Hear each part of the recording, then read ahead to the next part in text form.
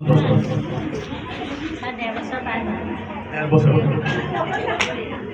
আপুনি আৰচিএমত আপুনি আহিলে কিয় আহিলে আৰচিএম আপুনি কিয় জইন কৰিলে কাৰণ কিবা এটা কাৰণ আছিলে আৰচিএম জইন কৰাৰ কি কাৰণ আছিল আৰচিএমত অহাৰ আগতে কোনোদিনে ভবা নাছিলোঁ কেতিয়াবা কাৰোবাক সহায় কৰিব পাৰি নিজে কেতিয়াবা একাউণ্টত দুটকা পইচা পাম কেতিয়াবা কাৰোবাক নিজৰ এটা পৰিচয় যে বনাব পাৰি জইন কিয় কৰিছে কাৰণটো আজিৰ পৰা ১.৫ বছৰ আগৰ কথাটো ভাবক যেতিয়া আপোনাৰ কোনোবাই যেতিয়া আৰচিএমৰ প্লান দেখাইছিল আপোনাৰ জইনিং কৰাৰ কিবা এটা কাৰণ আছিল স্বাস্থ্যৰ কাৰণে জইনিং কৰিছিলে নে পইচাৰ কাৰণে জইনিং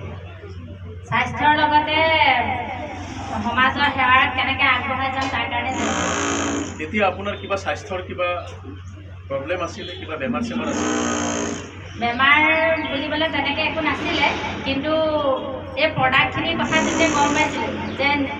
প্ৰডাক্টখিনি ভাল তাৰ লগতে নিজৰ লগতে সকলোকে যে প্ৰডাক্টখিনিৰ পৰা যিখিনি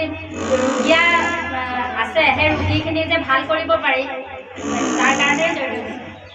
আৰচিএমত জড়িত হোৱাৰ আগতে আপোনাৰ মাহেকীয়া ইনকাম কিমান এতিয়া কিমান এতিয়া 31,760 টকা জমা হৈছে। Thank you very much.